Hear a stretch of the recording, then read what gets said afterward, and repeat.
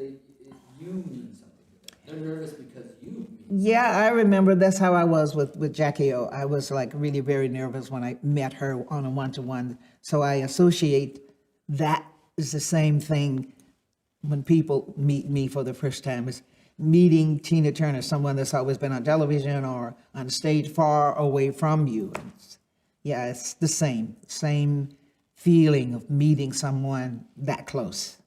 What did Jackie O mean to you? Oh, she was in a hotel. I think she was having dinner there. She was there with friends and with what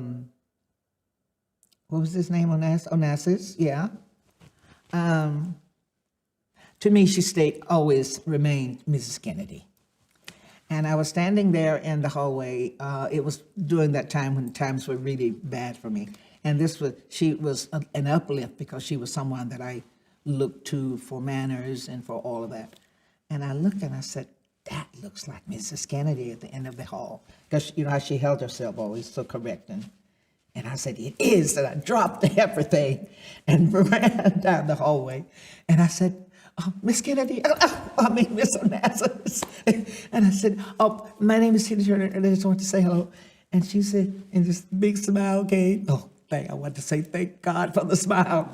And she extended her hand, and she said, oh, very nice to meet you. And I had just spent time at Hyannisport with Ethel and Robert's children. We had all did the pony and dancing. And I think she wished that she had been there for that after I told her what we were doing. And she said, oh, my kids would be so pleased. I said, well, are they here? And so she said, oh, no, they're sleeping, whatever it is, she said. But anyway, as I turned, then there he was. He was this big. He said, oh, like a big Santa. And I said, oh, hi. I almost called him Mr. Kennedy. I was totally just like that. It was what? It was meeting an icon. It was what it feels like when you meet an icon. And I'm sure I'm that for a lot of rock people. And she's that on another scale. She's someone that you have worshiped and watched and mimicked and used as a reference for helping yourself to become a better person, a lady rather than a woman, all of that, you know. Yeah, it was a moment. What was it about her in particular? Is it the I mean, you're describing something, but what did she have that you wanted? I thought she was pretty, how she held herself, how she dressed.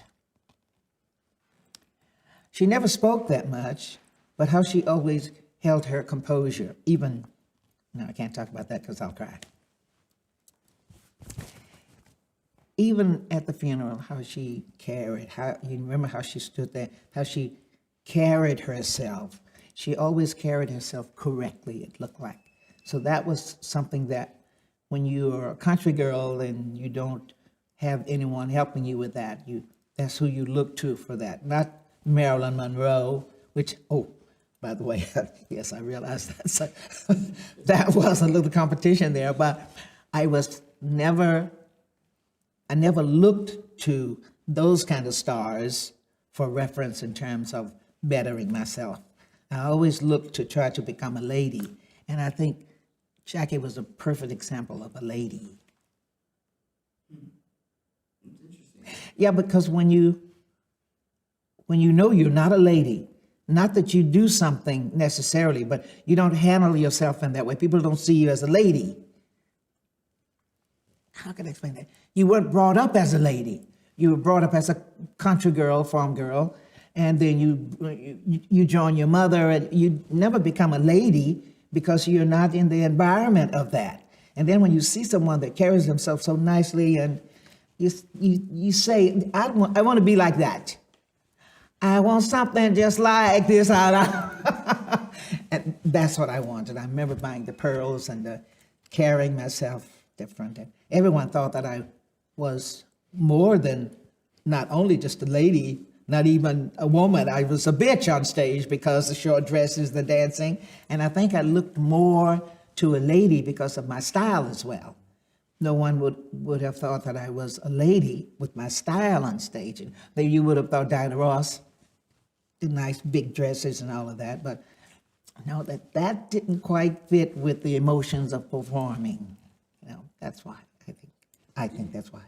Do you think you achieved that though, on off, like, do you feel that kind of lady like class and glamour and? No, not, you don't try to be just like, you just take what you need. All I needed was, when I was approached, unladylike, you immediately turn that side that you have taken as a lady to them. And then they realize that you're not what they thought, that you're a lady. So I think it went over time when they met me, or they did some, not dealings, how they came in contact with me at a party or whatever, that I wasn't just this really loose woman, that I was a lady. Even though it sounds like it, because when I asked my husband to make love to me, I didn't do anything, but they didn't hear me. But I took as much of being a lady from her as I could, and I carried that with me through life. Don't I look like a lady sitting here? Yes, you do. That's what I'm saying. I think you achieved it. That's why I'm wondering if you feel that. No, I took that along the way with me. I dress, I act, I'm careful with how I act or in public or whatever. I care about those things. I realize that they are nice. It's refreshing. And being a bitch isn't. You can tell those girls that on the dance floor or whatever. You don't want that in your life. And that is when it comes into play. That is when you let people know that you're not that person that they think you are.